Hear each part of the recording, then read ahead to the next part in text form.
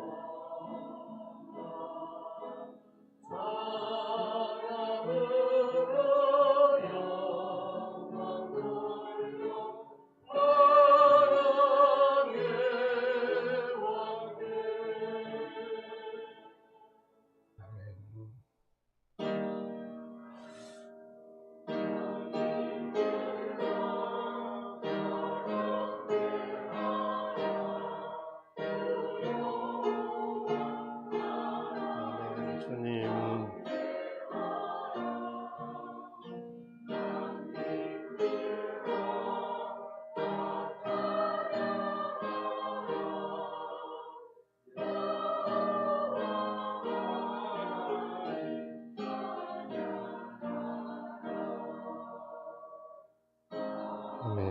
주님. 할렐루야. 나의 힘이 되시며 반석과 요새가 되시는 하나님을 찬송합니다. 만세전부터 저희를 하나님의 백성으로 택정하여 주시고 예수님의 보혈로 어렵게 하사 구원하여 주셨사오니 주님의 크신 사랑과 은혜에 감사 찬송 영광 돌립니다. 오늘도 예배하는 자녀들을 주여 긍휼히 여겨주시고 저들의 심령에 하나님의 임재와 영광, 하늘의 소망을 더입혀 주옵소서. 자비를 구하는 자에게 주님의 자비를 보이시고 확신이 없는 자에게 주님의 완전하심을 보이시며 심령이 깨끗함을 구하는 자에게 주님의 깨끗하심을 보게 하여 주옵소서.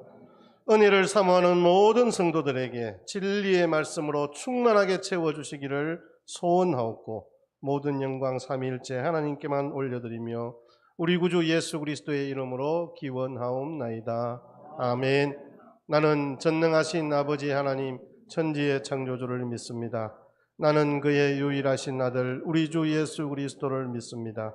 그는 성령으로 잉태되어 동정녀 마리아에게서 나시고 본디오 빌라도에게 고난을 받아 십자가에 못 박혀 죽으시고 장사된 지 사흘 만에 죽은 자 가운데서 다시 살아나셨으며 하늘에 오르시어 전능하신 아버지 하나님 우편에 앉아 계시다가 거기로부터 살아있는 자와 죽은 자를 심판하러 오십니다.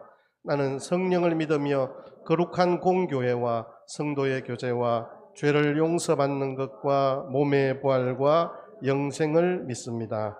아멘. 착석해 주십시오.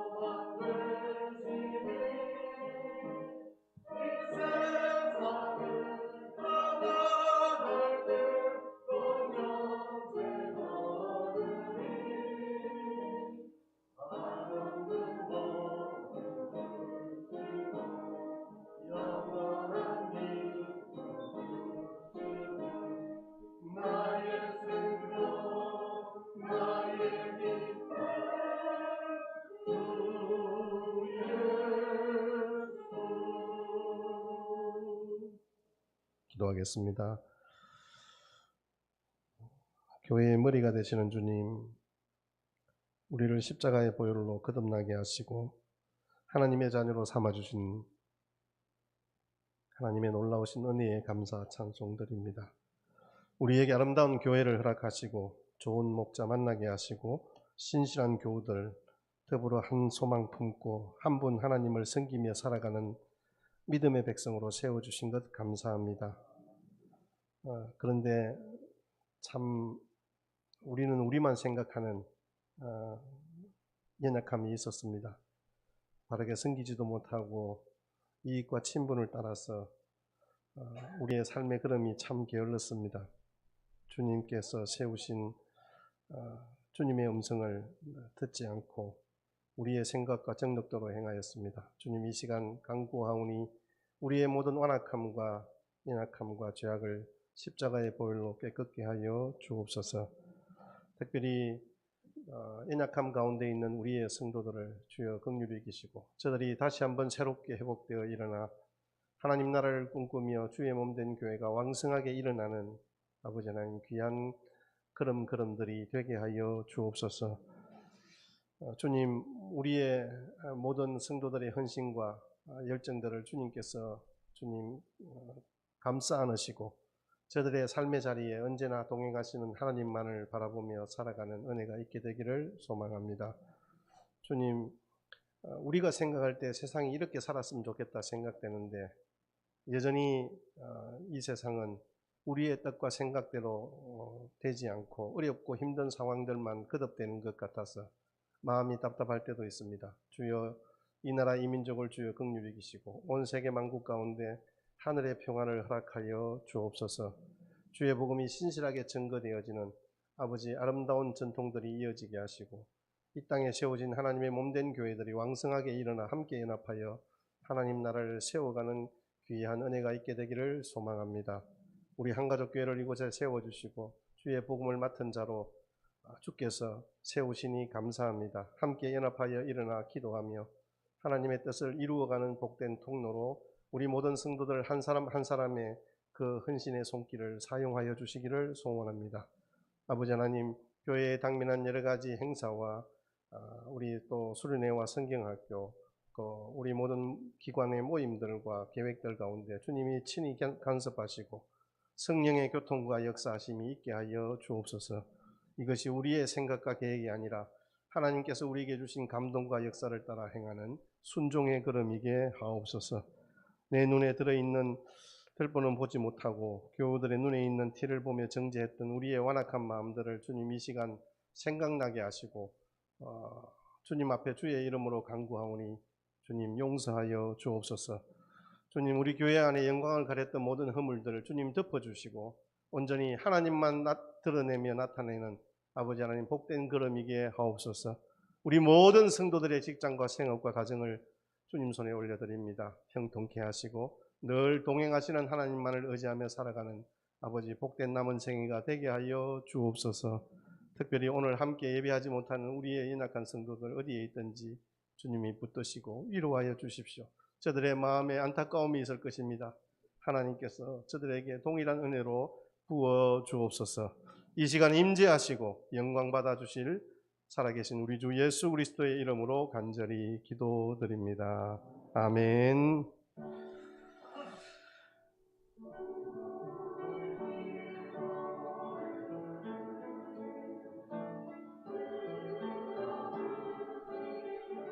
주님,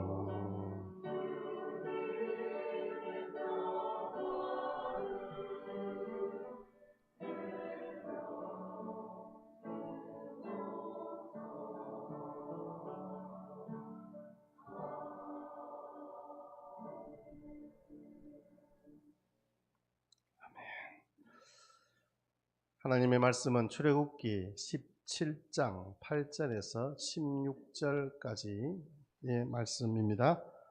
출애굽기 17장 8절에서 16절 한 절씩 교독합니다. 제가 먼저 읽겠습니다. 그때에 아말렉이 와서 이스라엘과 르비딤에서 싸우니라.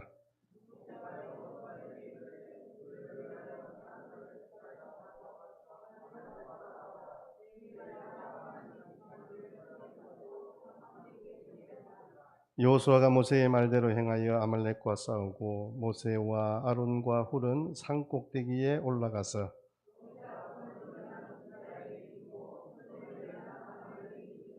모세의 팔이 피곤함에 그들이 돌을 가져다가 모세의 아래에 놓아 그가 그 위에 앉게 하고 아론과 훌이 한 사람은 이쪽에서 한 사람은 저쪽에서 모세의 손을 붙들어 올렸더니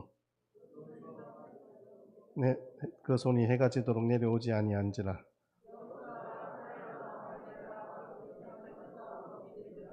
여호와께서 모세에게 이르시되 이것을 책에 기록하여 기념하게 하고 여호수아의 귀에 외워 들리라. 내가 아말렉을 없이하여 천하에서 기억도 못하게 하리라. 같이 이르되 여호와께서 맹세하시기를 여호와가 아말렉과 더불어 대대로 싸우리라 하셨다 하였더라. 아멘. 이 시간에 예본 찬양대 찬양으로 하나님께 영광을 돌립니다.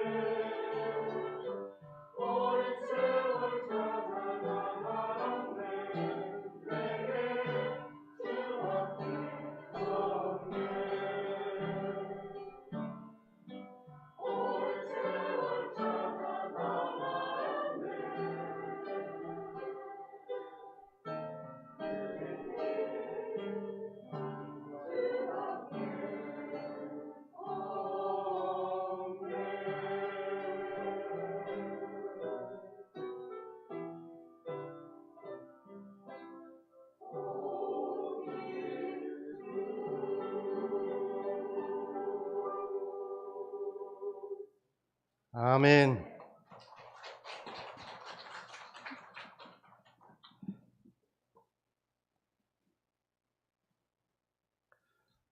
옛말에 산 넘어 산이라는 말이 있죠, 여러분. 조금 다른 경우지만 엎친 데 덮친 격이라는 말도 있습니다. 오늘 지금 이스라엘 백성이 오늘 본문 17장에 상황을 우리말로 표현하면 아마 그렇게 이야기할 수 있을 것 같아요. 한 가지 어려움을 극복하면 더 큰 어려움이 온다는 거죠.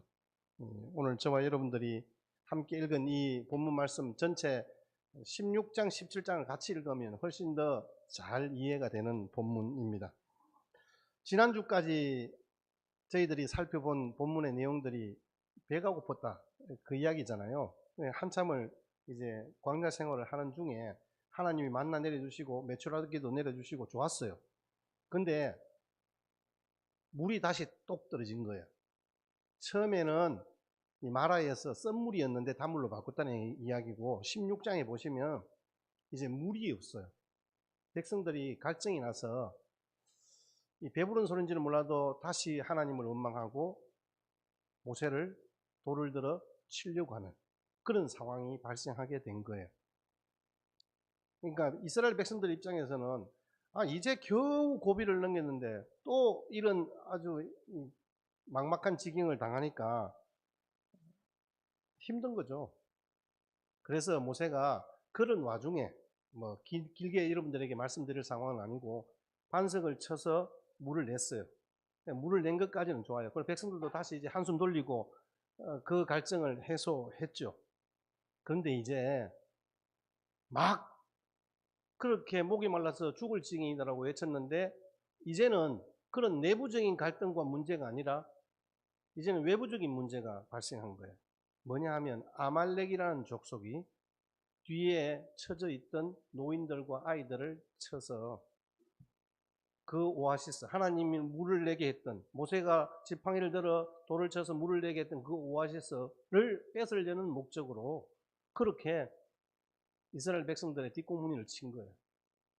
사실 이 아말렉을 만났다는 것 자체가 이거는 굉장히 지금 심각한 문제인 거죠. 이제 내부의 문제가 아니라 외부의 문제가 된 거예요.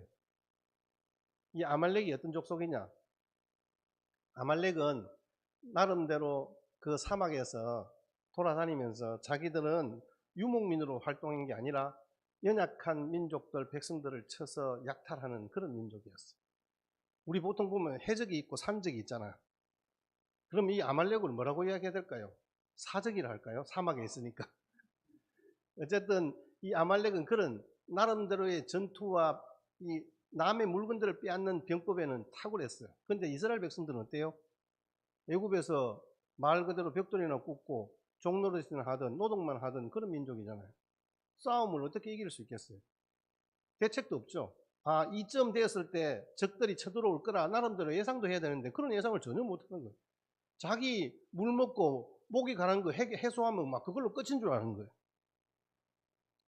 그러니까 이런 상황을 만나니까 이스라엘 백성들이 좌절하고 절망했을 이 상황들을 여러분들이 한번 생각해 보시면서 오늘 이 상황 속에서 결국은 오늘 16절 말씀에 15절 16절 말씀에 여호와 니시라 그래요.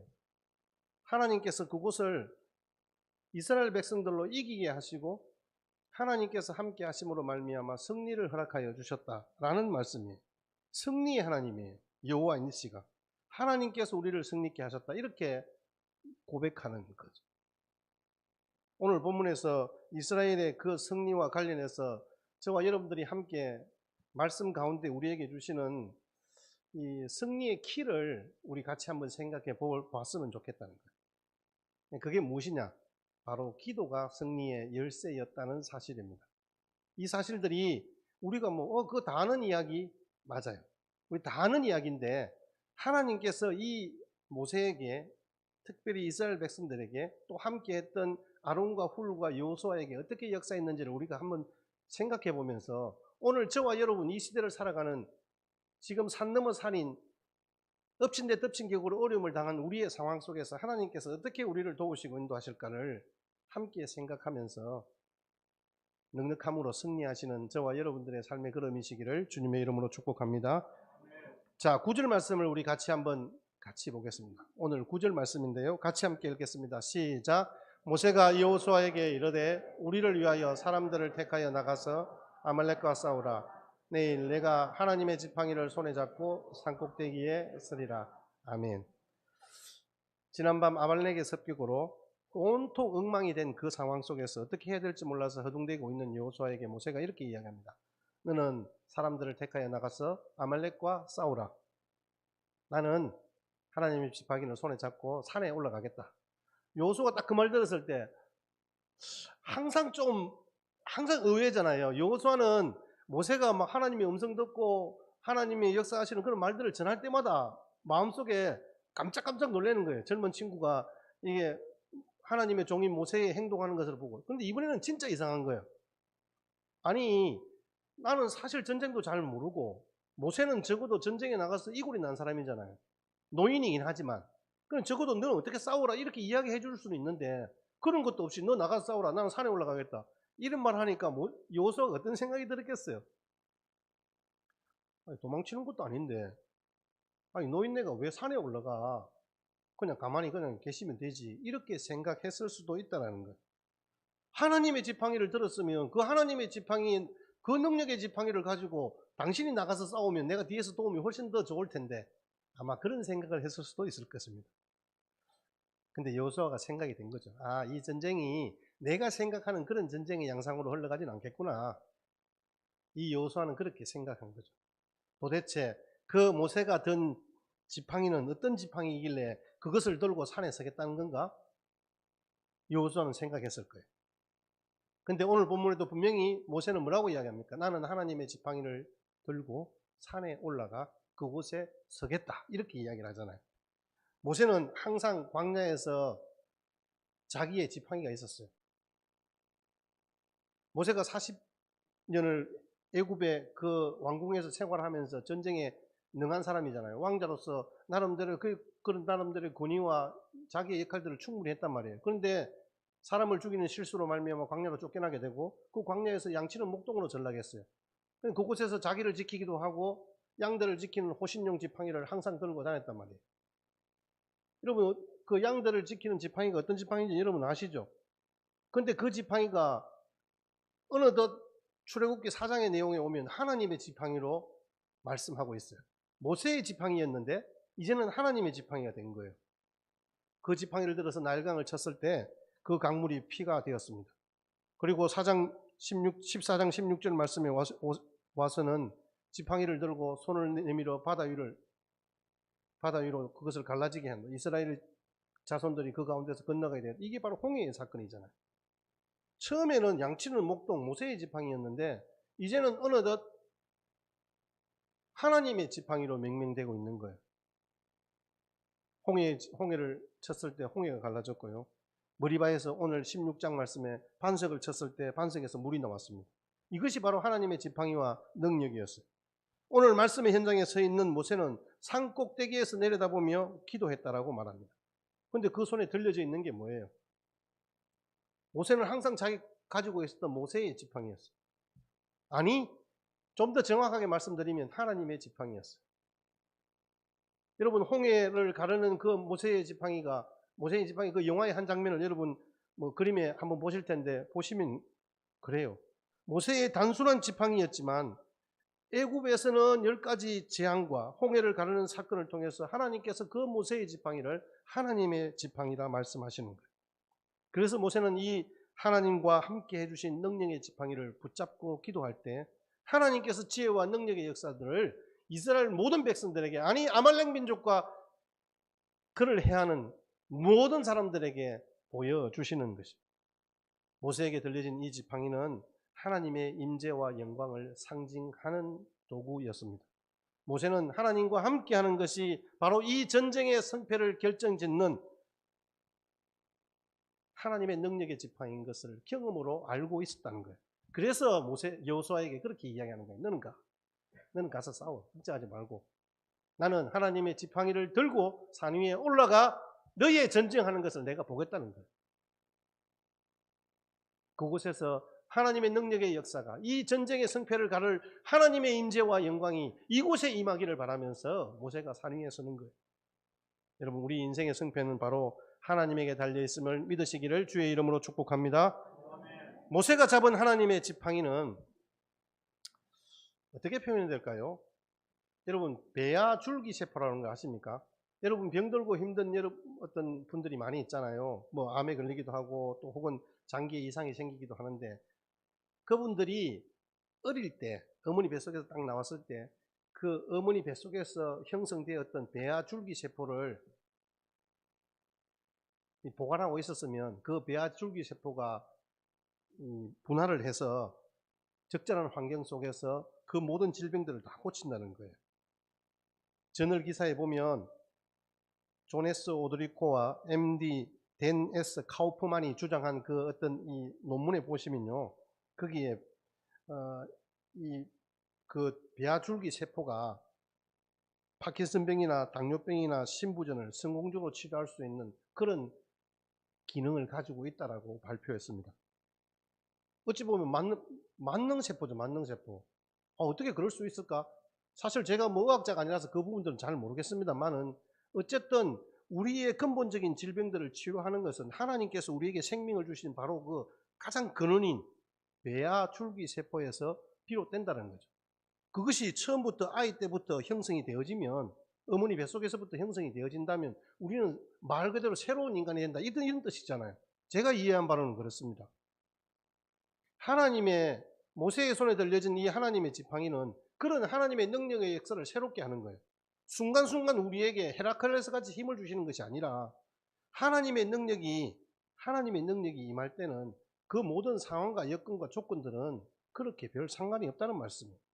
모세의 손에 들려진 하나님의 그 지팡이, 그 만능 지팡이는 나일강을 피로 물들었고 홍해를 갈라서 마른 땅이 되게 하셨고 호렙산 바위를 쳤을 때 물이 터져 나오기도 했던 하나님의 능력의 통로였던 것입니다. 오늘 광야로 나온 후에 첫 전쟁에서 하나님께서 모세에게 그 기도의 지팡이, 그 능력의 지팡이, 그 하나님의 지팡이를 들게 하셨다는 것입니다. 여러분, 우리 이런 불이 오게 하는 스위치를 탁 켤 때 불이 오는 것은 전기의 능력이잖아요.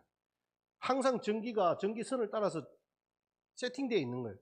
준비되어 있는 거예요. 스위치만 탁 켜면 불이 환하게 밝아오는 거예요. 모세의 그 높이 올린 하나님의 지팡이의 기도의 손은 하나님의 능력을 불러온다라는 사실입니다. 하나님과 함께하는 기도는 마치 한도 없는 신용카드와 같습니다. 제가 여러분 오늘 카드를 2개를 가져왔는데요. 이건 제 카드입니다. 제가 주로 쓰는 이게 우리 카드예요. 우리 카드. 이 신용카드인데 제가 이 카드를 주로 씁니다. 이 카드는 농협카드인데 체크카드입니다. 근데 여러분, 이 사실을 여러분들이 제가 왜 이 사실을 비유해서 말씀드리냐면, 제가 이 카드를 주로 씁니다. 왜일까요? 여기보다는 여기가 돈이 더 많이 들어있지 않죠. 이건 한도가 그래도 200만 원까지 쓸 수 있어요. 근데 여기에는 체크카드는 제 잔고가 30만 원밖에 없어요. 그러면 어떻게 될까요? 예. 제가 이걸 주로 쓸 수밖에 없는 이유예요. 자, 그런데 이것도 한도가 있어. 얼마?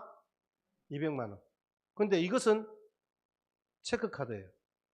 근데 이 체크카드 안에 한도가 무한하다면 하나님께서 여기에 10억, 100억, 1조를 넣어 놓으셨다면, 여러분, 내가 지금 당장 땅을 살 수도 있고 자동차를 살 수도 있고 집을 살 수도 있는 거예요. 모든 활동들을 하는데 지장이 없어요. 하나님의 능력이 부어진다면, 하나님의 능력의 역사가 함께 하신다면, 그 기도를 통해서 하나님께서 역사하실 때는 그 무한대의 능력을 우리에게 부어주시겠다는 약속의 말씀이잖아요. 그러면 하나님이 어떤 분이십니까? 이 땅을 창조하시고 이 땅 가운데 우리의 만주의 주요 만왕의 왕으로 계신 분이잖아요. 이 세상을 창조하시고 지금도 통치하시는 하나님의 은혜의 역사, 그것을 이 모세가 들고 있는 능력의 지팡이, 하나님의 지팡이가 의미하는 바예요. 그래서 모세는 그것을 들었던 거예요. 그것을 들고 지금 기도하고 있는 거예요. 하나님의 능력의 역사가 이 전쟁의 현장에 나타나기를 소원하면서 기도하는 거예요. 하나님의 임재와 하나님의 백성 사이의 불가분의 관계성을 우리에게 분명히 보여주는 거예요. 그래서 자기는 그 지팡이를 들면 하나님이 역사하셔서 하나님이 싸우셔서 이 전쟁은 아무리 아말렉이 강대한 국가이지만 강대한 민족이지만 저들을 쳐서 멸하실 것이다라는 확신이 있었던 거예요. 그런데 반대로 하나님께서 함께 하시지 않으면 하나님의 백성이 그 어떤 싸움에도 이길 수 없다는 거잖아요. 아무리 내가 할 수 있을 것 같고 계산되어지는 것들이라도 나중에 뒤를 돌아서 생각하면 이건 영 아닌 거예요. 이유가 뭘까요? 하나님이 함께 하시지 않았기 때문에 그렇습니다. 모세의 손에 높이 들려진 지팡이는 바로 하나님의 군기와도 같은 거예요. 여호와 니시라고 이름한 것 바로 거기에서 유리한 거예요. 깃발이 뭐예요? 하나님의 군대를 상징하잖아요. 그 깃발을 드는 자가 승리한 자라는 의미잖아요. 하나님께서 이 모세의 지팡이가 바로 승리의 지팡이, 하나님의 역사와 임재를 상징하는 그 지팡이인 것을 우리에게 말씀해 주고 있는 거예요. 자, 그럼 여기에서 우리 질문이 나오잖아요. 우리는 어떻게 승리할 수 있을까? 오늘 전쟁에도 보면 두 가지 전쟁이 있습니다. 하나는 산 위의 전쟁과 산 아래의 전쟁이 있지 않습니까? 구절을 보시면 내가 산 꼭대기에 서리라. 산 위의 전쟁이 있습니다. 10절에도 보니까 모세와 아론과 훌은 산 꼭대기에 올라가서 그렇게 이야기하고 있습니다. 모세는 싸움을 지켜보고 전쟁이 불리해지자 올라간 것이 아닙니다. 제가 여러분들에게 먼저 말씀을 드렸지만 이미 자기가 서야 할 자리가 어딘지 모세는 경험을 통해서 너무 잘 알고 있는 거예요. 아, 내가 서야 할 자리는 여호수아가 싸움하는 그 전쟁의 자리가 아니라 내가 서야 할 자는 산 위에 전쟁을 감당해야 된다. 그래서 여호수아에게 그렇게 이야기하는 거예요. 너는 너의 자리에 싸우라. 나는 나의 자리에 싸우겠다. 모세가 선 그 위치는 전쟁터를 피하는 안전한 장소가 아니었습니다. 모세가 선 위치는요, 전쟁터의 최후방이 아니었습니다. 그것은 바로 전쟁터의 최전방이었던 거예요. 왜냐하면 기도가 이 전쟁의 승리의 원천이기 때문에 그렇습니다. 왜냐하면 기도가 하나님의 능력을 통해서 이 전쟁을 승리케 하는 원동력이기 때문입니다. 여러분, 여호수아가 싸우는 그 싸움의 현장보다 모세가 선 기도의 현장이 이 전쟁의 승패를 가르는 결정적인 장소였다는 말씀입니다. 모세가 이 산 위에 선 것은 바로 기도의 능력을 경험했기 때문입니다. 여러분, 그렇습니다. 기도가 바로 능력인 줄 믿습니다. 기도가 바로 승리의 원동력인 걸 믿습니다. 모세가 그렇게 이 아말렉과의 전쟁에서 그 두 가지 전쟁을 치르죠. 산 위의 전쟁과 산 아래의 전쟁. 산 위에서 싸우는 영적 전쟁이 중요하다라는 것을 우리에게 말씀해 주시는 바가 아닐까요? 산 위에서 하나님과 함께하는 영적 전쟁에서 이기면 산 아래 전쟁, 여호수아의 그 땅의 전쟁은 하나님이 대신 싸워주시기에 자동으로 이길 수 있다는 거예요. 여러분, 오늘 우리가 찬양을 부른 찬양 가사의 내용과 같이 출애굽기 14장 14절 말씀에 하나님께서 모세에게 들려진 그 하나님의 지팡이를 통해서 홍해를 가르면서 하시는 말씀이 있잖아요. 여호와께서 너희를 위하여 싸우시리니 너희는 가만히 있을지어다. 우리 같이 한번 고백하는 마음으로 같이 한번 합독하시겠습니다. 시작. 여호와께서 너희를 위하여 싸우시리니 너희는 가만히 있을지어다. 아멘. 2차 세계대전이 한참일 때 영국의 위스턴 처칠이 탄광촌을 방문했습니다. 수많은 광부 앞에서 그가 이런 유명한 연설을 했습니다. 훗날 사람들이 전쟁 중에 뭘 했냐고 물으면 어떤 사람들은 전함을 타고 싸웠다고 하고 어떤 사람은 최전방에서 빗발치는 총알 앞에서 피 흘리며 싸웠다고 하겠지만 여러분들도 자랑스럽게 나는 군인들을 전선으로 실어 나르는 기차를 움직이게 하고 군인들이 언손을 녹이고 따뜻한 막사에서 지내도록 깊은 갱 속에 들어가 석탄을 캐고 있었다. 그렇게 말하십시오. 당신들은 위대한 전사들입니다. 야, 참 대단하죠. 이런 연설 이 문구를 어떻게 생각했을까요? 근데 가만히 생각하면 참 의미 있는 거예요. 그처럼 후방에서의 그 기도 사역은요, 잘 드러나지 않는 위대한 사역입니다.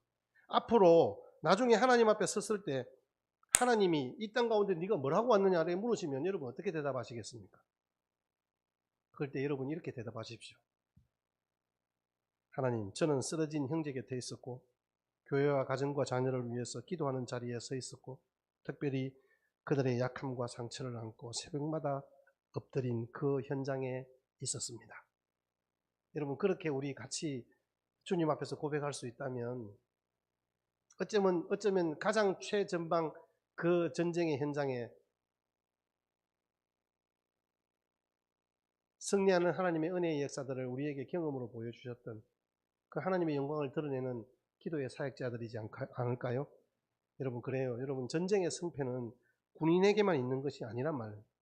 여러분, 비록 자신은 탄광촌에 있지만 기도하는 노동자 한 사람만이 가장 확실한 전사라는 것을 우리에게 말씀해 주고 있잖아요. 그들이 승리의 열쇠가 되었다는 말씀입니다. 여러분, 우리가 전쟁터에서 우리의 전쟁터는 우리 인생길에서 만나는 모든 어려움들이라 이렇게 이야기할 수도 있습니다. 여러분, 우리 인생길 가운데 아말렉과의 전쟁이 항상 있습니다. 여러분, 이 아말렉은 우리의 약점과 우리의 어떤 이 부족함을 누구보다도 잘 알고 있어요. 그들은 우리의 약점을 쳐서 넘어뜨리려고 해요. 그 과정 속에 우리가 어떻게 승리할 수 있을까요? 여러분들이 서 있는 지금 이 자리가 모세가 산 위에서 지팡이를 들었던 것처럼 주님과 함께 손잡고 하나님의 지팡이를 들고 있는 주님의 동력자들, 하나님을 예배하는 예배자들임을 기억하시기를 주의 이름으로 축복합니다. 저 역시 날마다 전쟁을 치릅니다. 새벽에 딱 앉아 있으면요, 제 머릿속에 딱 지나가는 생각들은 무슨 생각이냐면요, 오늘 할 일이 이래 많은데, 오늘 누구를 만나야 되는데, 내가 이런 일을 해야 되는데, 여러분, 그런 생각들이 막 지나가는 거예요. 그러면 기도의 시간이 아깝다 이런 생각이 드는 거예요. 근데 지나고 보면 전부 그게 이걸 마귀의 음성이라 하기는 좀 그렇고요. 인간적인 생각인 거예요. 나는 내가 할 일을 하는 게 잘하는 것 같지만 그러지 않고 나를 쳐서 내가 그 자리에 순종함으로 무릎을 꿇고 있는 것이 가장 최전방에서의 전투라는 것을 내가 항상 잊어버리는 거예요. 그러니까 결국은 바로 그 기도의 문 하나를 여는 것이 영적 전쟁의 시작이자 전부라는 사실이에요. 제가 그것을 매 시간마다 매일마다 그것을 제가 고백하는 거예요. 우리는 매일 그거 알면 되지라고 하지만 매일매일 까먹어요. 저 자신도. 하나님께서 하나님의 지팡이는 현재를 살아가는 우리들에게 바로 그러한 영적 의미가 있다는 거예요. 그게 뭘까요? 우리 가운데 있어지는 영적 전쟁은 어떤 전쟁일까요? 우리의 영적 전쟁은요, 예수 그리스도의 이름으로 기도하는 것이 승리의 열쇠가 된다는 사실입니다. 요한복음 14장 14절 말씀, 요한복음 16장 24절 말씀 연속해서 같이 함께 우리 합독하시겠습니다. 요한복음 14장 14절 시작. 내 이름으로 무엇이든지 내게 구하면. 16장 지금까지는 너희가 내 이름으로 아무것도 구하지 아니하였으나 구하라 그리하면 받으리니 너희 기쁨이 충만하리라. 아멘. 예수님이 자기의 이름을 우리에게 주시면서 이제부터는 예수님의 이름으로 구하라. 이게 바로 승리의 열쇠이다. 이게 바로 너희들에게 주는 하나님의 지팡이다. 주님이 우리에게 그렇게 말씀하시는 거예요. 모세에게만 하나님의 지팡이를 주셨나? 아닙니다. 모세에게 주셨던 그 지팡이보다 훨씬 더 강력하고 확실한 승리의 열쇠가 우리 손에 있는 거예요. 그건 바로 예수의 이름인 줄 믿습니다. 예수님이 우리의 구하는 기도에 직접 일하셔서 응답하게 될 것이다 말씀하시는 거예요. 예수님의 이름으로 구하면 우리는 예수님의 이름으로 응답받아서 그 기쁨이 충만하다. 우리의 승리의 키와 권세는 예수님의 이름으로부터 비롯된다는 사실입니다. 그래서 우리는 언제든지 예수님의 이름으로 기도하는 거예요. 왜 예수님의 이름으로 기도해야 할까요? 우리의 대적은 이 세상과 권세와 권력이 아니란 말이에요. 우리의 싸움은 혈과 육에 대한 것이 아니라고 사도 바울이 계속해서 우리에게 말씀하시는 거예요. 에베소서 6장을 보면 우리의 씨름은 혈과 육을 상대하는 것이 아니다. 우리는 착각해요.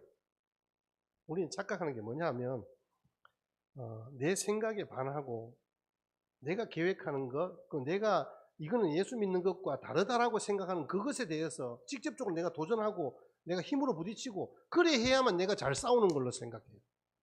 근데 여러분, 내가 거기에서 현실의 문제를 자기의 온몸으로 막으면 무슨 일이 일어날까요? 여러분이 아픈 거예요.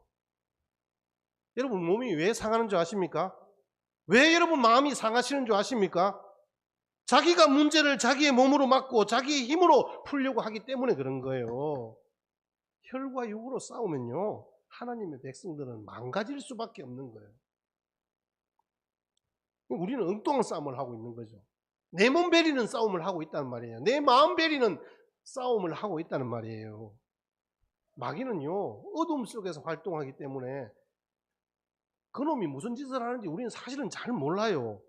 어둠 속에서 활동한다는 것은 육안으로는 보이지 않는다는 말이잖아요. 마귀가 막 시커먼 망토를 막 입고 나와서 막 뿔라고 이러면 우리가 싸우면 적어도 피 터지고 싸우긴 하겠지만 이길 수 안 있겠어요? 적어도 때려잡을 수 있을 거예요. 몽둥이를 들고 다니면서 박살을 내면 됩니다. 그런데 여러분, 우리의 싸움은 그런 싸움이 아니란 거예요. 그게 문제인 거예요. 혈과 육에 대한 싸움이 아닌 거예요. 악한 영들과 싸우는 거예요. 우리의 육이 싸우면 100점 100패입니다. 내게 들려진 하나님의 지팡이를 의지하면 이길 수 있다는 거예요. 내게 들려진 하나님의 지팡이가 무엇입니까?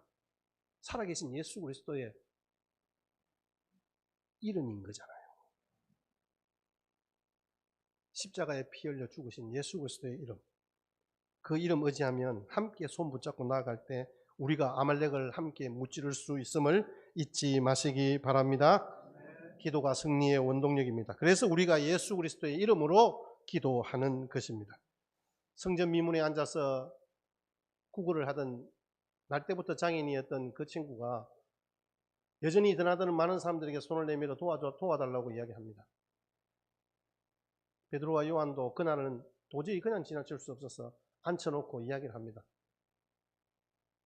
그 장애인의 날 때부터 안전병이 되었던 그 장애인에게 눈을 보면서 사실 네가 알다시피 우리가 가진 것은 없다. 돈도 없고 재산도 없고 약도 없고 음식도 없다. 아무것도 없다. 그런데 우리가 가진 것이 있는데 바로 예수 그리스도의 이름이다. 살아계신 우리 구주 예수 그리스도의 이름을 내게 주노니 내가 일어나 걸어라. 그 장인에게 선포했을 때 그 자리에서 벌떡 자리를 들고 일어났던 거예요. 우리 같이 한 번 더 예수 그리스도의 이름을 의지하여 함께 선포하십시다. 시작. 베드로가 이르되 은과 금은 내게 없거니와 내게 있는 이것을 내게 주노니 나사렛 예수 그리스도의 이름으로 일어나 걸어라 하고. 아멘. 베드로와 요한이 그의 손을 잡고 그의 눈앞에서 바로 걸어라. 예수님의 이름으로 선포하는 거예요. 예수님께서 그 자리에 없었잖아요. 예수님은 하늘에 계시잖아요. 지금도 하늘에 계십니다. 그런데 그 장애인이 고침을 받았습니다. 주 예수 그리스도의 이름으로 안전병이 된 자가 구원을 받고 고침을 받았습니다. 예수님께서 하나님의 아들이시라는 사실을 말해주고 있는 거잖아요. 예수님의 능력은 병든 것과 사망과 죄를 해결할 수 있는 유일한 분이시기 때문에 그렇습니다. 그럼 우리는 어떻게 해야 될까요? 여기에서 그럼 우리에게 주어지는 승리의 열쇠는 뭘까라고 이야기했었을 때 바로 우리의 기도가 승리의 열쇠잖아요. 우리의 기도는 뭘까요? 우리의 기도는 중보기도입니다. 나를 위한 기도가 아니라 나 아닌 타인을 위한 기도, 하나님의 영광을 위한 기도, 이 땅 가운데 죽어가는 모든 생명들을 위한 그 중보기도가 승리의 열쇠라는 사실입니다. 우리 같이 한번 받아주십시다. 중보기도는 승리의 열쇠입니다. 우리 10절 11절 말씀입니다. 같이 읽겠습니다. 시작. 여호수아가 모세의 말대로 행하여 아말렉과 싸우고 모세와 아론과 훌은 산 꼭대기에 올라가서 모세가 손을 들면 이스라엘이 이기고 손을 내리면 아말렉이 이기더니. 아멘. 모세가 손을 들어서 중보기도 하면 그 전쟁에 여호수아가 있는 전쟁 그 현장이 이기고, 육체의 한계 때문에 처음에는 서서 자기 혼자 지팡이를 들고 있었던 거예요. 그런데 가만히 보니까 이게 여러분 80이 넘어서 90이 가까운 노인이 그걸 들고 있으면 그거 얼마나 들고 있겠어요? 1시간, 2시간?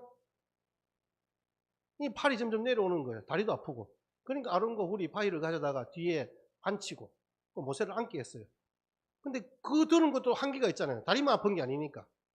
양쪽, 한쪽은 오른손, 아론, 훌. 여러분, 그런데 여러분 한번 생각해 보세요. 참 좀 초라해요. 아론과 훌이 젊은 사람이냐? 아닙니다. 모세보다 형님들입니다. 아론은 모세의 진짜 친형이고요. 훌은요, 매형입니다. 자기 누나의 남편이란 말이에요. 그 노인네 3명에서 100살 가까운, 합하면 300살 가까운 그 사람들이 산 위에 그 손 들고 있는 걸 한번 생각해 보세요. 그게 무슨 능력이 되겠냐 말이에요. 근데 여러분, 하나님께서는요, 한 개인이 기도하는 것보다 함께 합력하여 중보하는 그 기도의 현장에 함께 하신다고. 예수님이 그곳에 찾아가시겠다고 말씀하시는 거예요. 마태복음 18장 19절 말씀 같이 함께 읽겠습니다.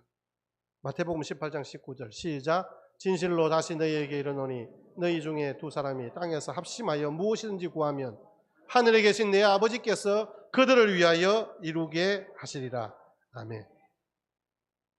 여러분, 이 땅 가운데서 가장 아름다운 광경이 무엇일까요? 저는 기도에 손을 맞잡은 그 모습이 가장 아름다운 모습이 아닐까 생각해 봅니다. 때로 많은 사람들이 참 힘든 이들이 많이 있어요. 그런데 하나님께서 맞잡은 그 손을 통하여서 하나님의 능력으로 승리를 불러오는 세상의 가장 아름다운 손길로 변화시켜 주실 것입니다. 아론과 훌이 모세의 옆에서 그렇게 들었던 그 두 손, 그 노인네들의 그 힘겨운 그 사투 같은 참 연약한 모습이지만 하나님의 능력의 역사가 드러나는 영적 전쟁의 현장이었잖아요. 인생을 살아갈 때 나 혼자 서 있기도 힘든데 누구의 손을 붙들어 준단 말입니까? 나 혼자 일어서 있기도 힘든데 내가 또 누구의 팔을 붙들어 줘야 된단 말입니까? 라고 한탄할 수도 있습니다. 하지만 사랑하는 성도 여러분, 여러분들이 목사인 저의 팔을 붙들어 주시면, 아니 여러분 옆에 있는 내 남편의 손을 붙잡아 주기 시작하면, 내 아내의 팔을 붙들어 주면, 우리 교회의 지도자들의 손을 붙들기 시작하면, 힘에 지쳐 쓰러져가는 성도들의 팔을 우리가 함께 붙들기 시작하면 거기에 성령께서 기름 부어주시고 하나님께서 복을 주시고 이 땅 가운데 하나님 나라가 이루어지고 주님의 몸된 교회가 흥왕케 되는 은혜의 역사가 있게 될 줄 믿습니다. 우리가 손을 잡는다는 것은 내 복이 너희에게 전해지고 너희의 복이 내게 전해져서 갑절의 복을 받아서 누리게 되는 은혜의 역사가 있게 될 것이라는 말씀이잖아요. 전쟁은 그런 거예요. 전쟁은 육체로 싸워서 이기는 것이 아니라 하나님의 능력의 역사와 복이 내게 흘러오고 하나님이 내게 주신 능력과 하나님의 축복이 우리의 형제들에게 흘러가는 거예요. 이 사실을 믿고 그 앞에 서는 것, 산 위에 서는 것, 이게 전쟁이에요. 모세의 양쪽에서 팔을 받쳐주고 있는 그 아론과 훌의 모습이 참 아름답습니다. 전도서 기자도 우리에게 그렇게 말씀하고 있습니다. 전도서 4장 12절 말씀에 한 사람이면 패하겠거니와 두 사람이면 맞설 수 있나니 세 겹줄은 쉽게 끊어지지 않는다. 여러분, 이 세 겹줄이 뭘까요? 이 세 겹줄은 저와 여러분과 예수님의 손, 나와 여러분과 주님으로 엮어진 삼겹줄은 환상의 중보기도 드림팀인 줄 믿습니다. 세상 누구도 대적할 수 없는 교회가 될 것입니다. 따로 각각의 줄 3개를 꼬아놓으면 1 플러스 1 플러스 1는 3이라. 아닙니다, 여러분. 이건 그냥 3인 정도가 아니에요. 5톤 이상의 힘을 유지할 수 있는 경도 3 이상의 강한 힘이 되는 거예요. 본문의 모세가 산 위에서 하나님의 지팡이를 들고 기도한 것은 우리가 흔히들 이야기하는 중보기도를 할 수 있습니다. 우리가 뭐 잘 사용하지 않는 단어이기는 하지만 자기 자신이 아닌 타인을 위해 하는 이 기도가 산 아래 아말렉과 격전을 치르고 있는 여호수아와 그의 병사들을 위해 간절히 기도하는 중보기도였고, 높이 든 기도의 지팡이는 전쟁 중 여호수아에게 하나님의 능력을 공급하는 통로가 된 거예요. 여호수아가 산 위에 서 있는 노인네들 3명을 보고서 어떤 마음이 들었을까요? 하나님의 능력의 역사가 하나님의 지팡이를 들고 있고 그 옆에서 양쪽을 받치고 있는 그 팔이 올라갔다 내려갔다 하는 그것을 보았을 때 우리가 전쟁에서 이겼다가 밀렸다가 하는 이 어떤 몸짓을 보고 여호수아가 전율을 느꼈을 것 같아요. 아, 그렇구나. 저 지팡이를 든 손이 오르는 저게 이 전쟁의 큰 물줄기를 바꾸는 나비 효과가 같구나. 여러분 영화 혹시 나비 효과 보셨습니까? 나비 효과. 브라질에 작은 나비가 날개짓하면 그 태평양 반도에 해일을 일으키고 홍수가 나게 할 수 있는가에 대한 질문을 던지면서 시작된 그 어떤 이 논문이 있어요. 이 계기로 인해서 나비 효과라는 영화까지 제작되었어요. 아주 작은 몸짓이 이 모든 세계에 큰 변화를 일으킬 수 있다는 말씀이에요. 하나님께서 우리의 작은 몸짓, 하나님의 지팡이를 든 기도의 손을 통하여 이 세계를 변화시키고 이 땅 가운데 하나님의 몸된 교회가 세워지는 은혜의 역사가 있게 될 것입니다. 실제로 그런 역사가 있었습니다. 선교의 아버지라 불리는 윌리엄 캐리의 그 간증책에 보면요, 장애인 누나의 간절한 중보기도라는 챕터가 있어요. 거기에 보면 내 너를 위해 날마다 기도하노니 라는 챕터예요.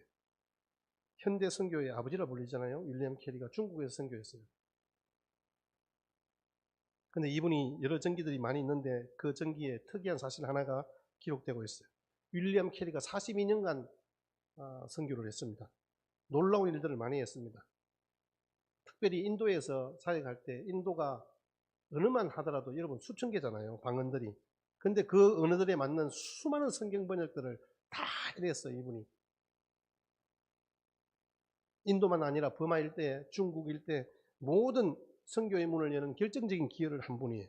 수많은 정치적 압력과 위협 속에서 선교를 지속해 나갈 수 있었던 선교 사역의 비결이 뭡니까? 라고 기자들이 물었을 때 그가 이렇게 이야기를 합니다. 내가 42년간 인도에서 일하는 동안 나를 위해서 한 번도 기도를 거치지 않았던 나의 누님의 기도 덕분입니다. 이렇게 대답을 했어요. 여러분, 그런데 이 누님이 어떤 분이신지 아십니까? 몸을 전혀 가눌 수 없는 장애인이었어요. 이 윌리엄 캐리의 누님은요, 캐리가 선교 사역을 떠나기 전에 이런 말을 했습니다. 사랑하는 동생아, 내가 너희에게 돈을 보낼 수도 없어. 또 너를 위해서 내가 돌아다니면서 선교 후원자를 모집할 수도 없어. 그러나 내가 너를 위해서 한 가지 약속을 할 수 있단다. 내가 하루도 빠지지 않고 너를 위해서 기도할게. 사랑하는 성도 여러분, 우리의 전쟁은 산 위의 전쟁입니다. 우리의 삶은 영적 전쟁입니다. 우리는 몸으로 부딪힌 그 여호수아의 싸움의 현장에 있기도 하지만 때로는 우리가 가장 먼저 최우선적으로 해야 할 것은 산 위에서 하나님의 능력의 지팡이, 하나님이 내게 허락하신 예수 그리스도의 이름으로 행하는 기도의 지팡이를 들 수 있어야 합니다. 여러분, 교회가 합심하여 중보기도 할 때 베드로가 옥에 갇혔을 때 옥문이 열리고 그로 통하여 하나님의 은혜의 역사들을 우리에게 보여주셨던 것처럼 하나님께서 지금도 하늘의 문을 여셔서 우리 가운데 임재하시는 하나님의 영광을 보게 하실 것입니다. 여러분, 오늘 전쟁의 자리에 승리하신 여러분, 오늘도 이 시간 예수 그리스도의 이름으로 기도하십시다. 하나님께서 우리 가운데 행하신 하나님의 은혜의 역사들을 선포하십시다. 이 시간도 하늘의 문을 여셔서 우리 가운데 임재하시고 영광 받으실 주님의 이름을 부르며 주님 앞에 나아가십시다. 우리 같이 함께 찬양, 하늘의 문을 여셔서 같이 찬양 드리겠습니다. 하늘의 문을 여셔서 이곳을 주목하소서.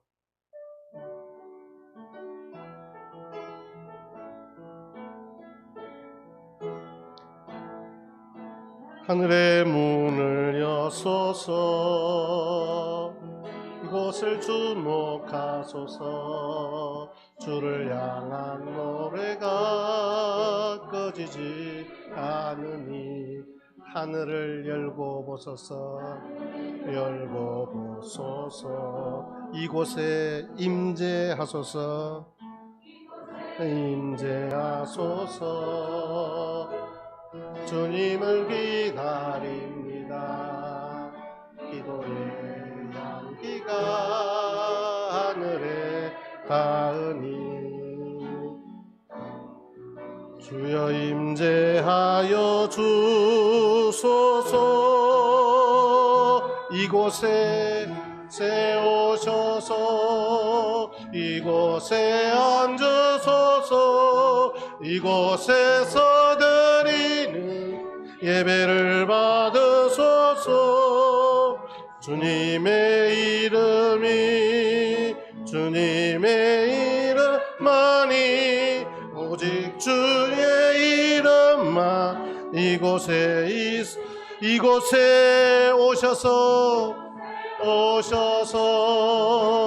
이곳에 앉으소서. 이곳에서 드리는 예배를 받으소서. 주님의 이름만이 오직 주님의 이름만 이곳에 있습니다. 저의 간증을 하고 말씀을 정리하겠습니다. 제가 신학교를 입학하고 1년을 학교를 다녔어요. 학교 들어가는 과정도 학교 들어가 보니까 이게 도저히 제 마음에 용납이 안 되는 거예요. 인간적인 여러 가지 상황들이. 그래서 휴학을 했어요. 그래서 제가 이제 열심히 돈을 벌어서 그렇게 봉사하겠다. 이제는 내 목사가 아니라 장로가 되겠다. 이런 생각하고 막 공장에도 다니고 또 군대 2년을 더 있다가 군대를 갔어요. 제가 늦게 군대를 가고 제대하고 서울에서 사업도 하고 이렇게 하면서 그런 과정을 거치고 학교를 이제 복학하기 바로 직전이었어요. 우여곡절 끝에 어쨌든 제가 복학을 한 6년, 7년 만에 했어요. 2학년에 복학을 하고 나서 시골에서 한 2개월 정도 지냈을 그 시기에 추운 겨울인데 새벽 기도를 갔어요. 왠지 그날은 가고 싶어서 제가 새벽에 잘 못 일어나는데 가게 되는데 그곳에서 우리 동네 아줌매들이 아니죠. 지금 다 천국 가셨어요. 그분들이 기도하는 소리가 들리는 거예요. 근데 제가 들으려고 한 게 아니고 기도 소리에 제 이름이 나타나니까 제가 들을 수밖에 없잖아요. 그래서 제가 기도를 하는데 하나님 우리 한덕이 지켜주세요. 하나님 우리 전사님 공부 계속하게 해주세요. 이런 기도를 하는 거예요. 제가 휴학을 하고 있고 아마 복학을 안 하려고 한다라는 이야기를 장로님으로부터 들으셨는 것 같아요. 그러니까 그 권사님들, 집사님들이 사실은 뭐 저하고 별반 상관없잖아요. 이웃집에 그냥 아줌매들이고 할매들인데 저를 위해서 그렇게 그 추운 마룻바닥에서 눈물을 흘리면서 기도하고 있는 제가 제가 유명한 사람도 아니지만 하나님의 말씀을 전가하는 목사로 오늘 이 자리에 설 수 있게 된 건 아마 그분들의 그 중보기도가 아니었나 생각합니다. 여러분 능력이 있습니다. 기도는 능력이 있습니다. 특별히 합심하여 하나님 앞에 주의 이름으로 기도하는 것, 그것이 이 땅을 승리하며 하나님께서 우리 가운데 주신 정말 이 교회가 흥왕케 되는 비결이며 열쇠인 줄 기억하시고 한 주간도 온전히 주님만을 의지하는 기도의 자리에 서시기를 주의 이름으로 축원합니다. 우리 찬송가 358장 드리면서 봉헌하시겠습니다.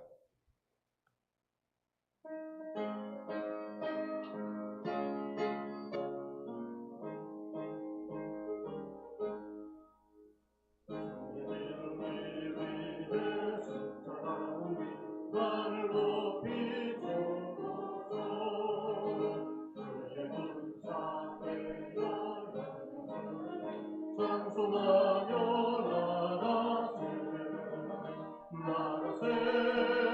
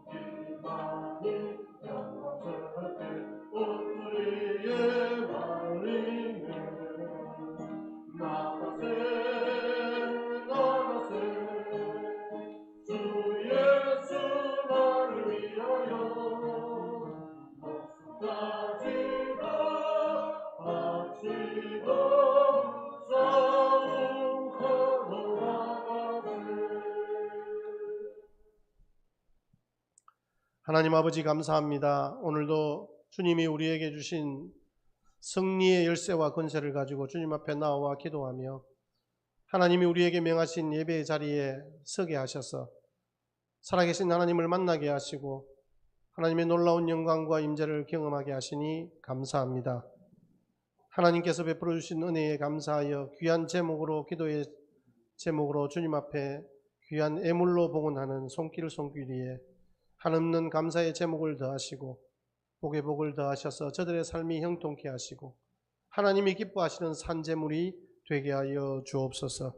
주님의 약속 붙잡고 주님 앞에 드린 10의 1조 하나님께서 그 직장과 생업과 가정 위에 복을 허락하시고 하늘의 문을 여셔서 저들에게 이 땅에서 경험할 수 없는 놀라운 축복들로 채워 주시옵소서. 아버지 하나님 제목을 따라 드립니다. 선교의 현장에 아버지 교회가 세워지는 몸된 교회의 부흥의 현장에 또 함께 인약한 이들을 섬기는 그 현장에 쓰여지는 귀한 통로가 되게 하시고 하나님의 살아계심을 증거하는 생명의 역사가 있게 하여 주옵소서. 한 주간을 온전히 주님 손 의지하며 주님 앞에 손 맞잡고 예수 그리스도의 이름으로 기도하는 중보자들이 되기를 원합니다. 아버지 하나님 우리의 심령 가운데 특별히 하나님의 놀라운 은혜의 역사를 부어주시고 주님께서 기뻐하시는 거룩한 산제물 되게 하여 주옵소서. 감사드리옵고 예수님의 이름으로 축복하며 기도합니다. 아멘.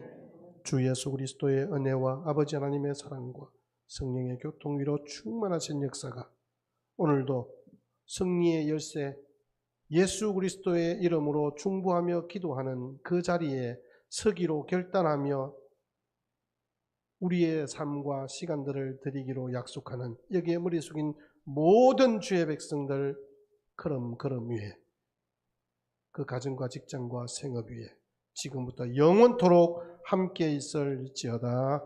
아멘. 아멘. 주님.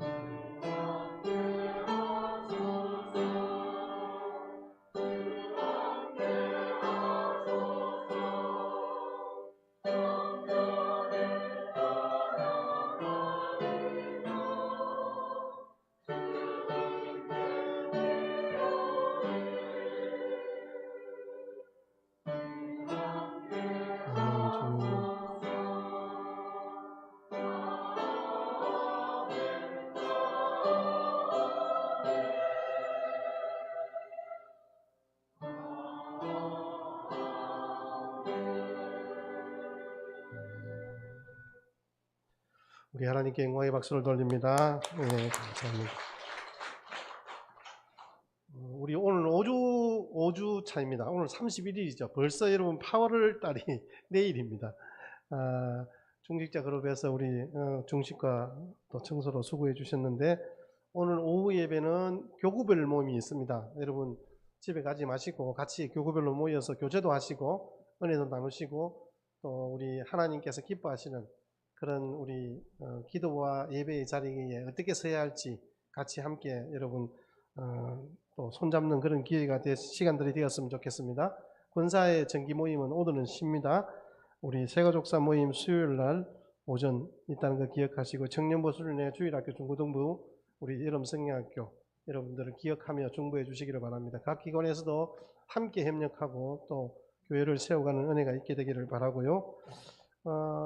아직까지 병원에 입원하여 치료 중에 있는 우리의 성도들을 여러분 위해서 기도해 주시기를 부탁드립니다. 김말람 성도님, 송동훈 장로님 여러분 위해서 기도해 주시고 아직도 우리 또 치료 중에 가려 중에 있는 우리 강숙희 집사님 위해서도 기도해 주시기를 바랍니다. 여름에 지금 또 코로나가 또 약간 좀 성행하고 있어요. 우리 성도님들 중에서도 오늘 코로나 때문에 못 나온 성도들도 있습니다. 여러분 위해서 중보해 주시기를 부탁드립니다. 우리 이제 여름인데 힘 빠지지 마시고 같이 함께 기도의 자리에 손잡고 섰으면 참 좋겠습니다. 여러분들에게 하나님의 은혜와 긍휼하심이 풍성하시기를 바랍니다. 축복하며 마치겠습니다. 여호와는 너에게